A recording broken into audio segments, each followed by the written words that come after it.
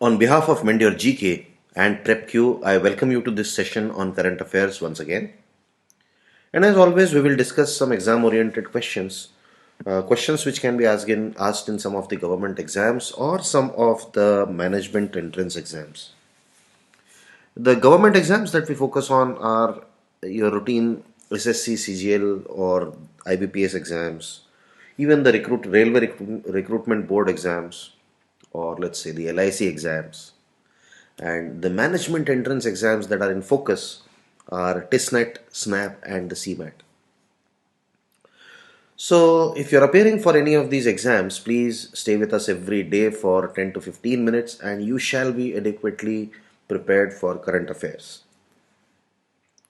The date today is 26th July 2019, and here is the first question for the day.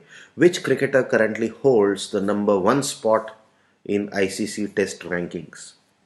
So out of these 4 players, currently Virat Kohli I think would be ahead of all the other 3, and he holds the number 1 position in ICC Test Batsman Rankings. Kohli has 25 centuries in the tests and 41 in one days, and that makes it 66 international centuries. Next question.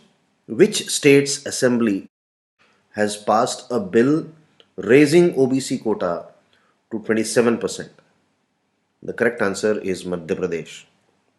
So recently Madhya Pradesh Assembly unanimously passed an amendment bill which raised the reservation in government and other education for OBC to 27%. Earlier it was 14%. And you're all aware that Madhya Pradesh is a central state in India. Its capital is Bhopal. Chief Minister is Kamal Nath, and the governor who's just changed is Lalji Tandon. Next question. Which state government has decided to bring a legislation to ensure journalists' job security? So this government is the West Bengal government of Mamata Banerjee. So West Bengal government has decided to bring in a legislation in the assembly for ensuring job security of journalists in the state. The Chief Minister Mamata Banerjee said that the legislation aims at social security of the journalists, and it also deals with issues of retrenchment of journalists, closure of TV channels and newspapers, publication houses. And this was announced in Kolkata Press Club, and she also announced the sanctioning of land for housing complex of journalists. So these are some SOPs given to journalists in the state. Next question. When is the National Broadcasting Day observed every year in India? The correct answer is the 23rd of July. And why 23rd of July was chosen as the National Broadcasting Day? Because on this day in 1927, the Indian Broadcasting Company began radio broadcasting from Bombay station, and on June 8, 1936, the All India Broadcasting service became All India Radio. So two dates are important here. 23rd July 1927, when Indian Broadcasting Company began radio broadcasting from Bombay station, and on June 8, 1936, the Indian State Broadcasting Service became All India Radio. And which was the first broadcasting station? Again, understandably, it is Bombay. Next question. Singapore-based Global International Indian School planned to launch India's first smart school campus in which city? These are two places, Hadapsar and Balewadi campuses in Pune. So the Singapore-based company in Indian International School, it will launch the concept of smart campus at Hadapsar and Balewadi campus in Pune, Maharashtra. It will be India's first smart campus which is aimed to provide students with next generation learning and help them attain 21st century life skills. Next question. After successful launch of Chandrayaan 2 by India, which country has expressed a desire to work on space programs with India? So out of these four countries, the correct answer is China.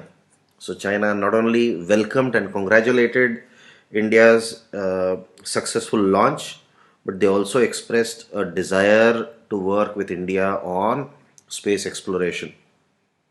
So you might be aware that even China's Chang'e 4 spacecraft made the first ever soft landing on the far side of moon, and the rover U-22 rolled off the lander to explore the surroundings. Similarly, Chandrayaan 2 is also India's first attempt to soft land on moon's surface. And after Chandrayaan 2, China also announced plans to explore south pole of the moon with its later unmanned mission. And it is interesting to note that China is planning several space missions, including a mission to Mars by 2020, and it is also planning to build its own space station by 2022. And again, India also plans to build its own human space station Gaganyaan in the next 5 to 7 years. So it will be interesting to see how these two big countries, neighboring countries, they contribute and cooperate on space exploration. Next question. The union government has proposed which urban rail transit system for small cities? So the correct answer is Metro Light, and please note the spelling of Metro Light. It's LITE and not LIGHT. So the union government has proposed this light urban rail transit system in small cities and towns having a lower projection of ridership. And in these towns, each train is expected to have around 3 coaches, and a speed is restricted to 25 km per hour. And the metro light can be developed at a lower cost in comparison with the existing metro system, and it will also act as a feeder system to high capacity metro. The 3 coaches of train will have capacity of carrying 300 passengers, and the government will provide financial assistance to states to implement the light urban rail transit system. So it will have a dedicated path separating the road traffic from the metro light.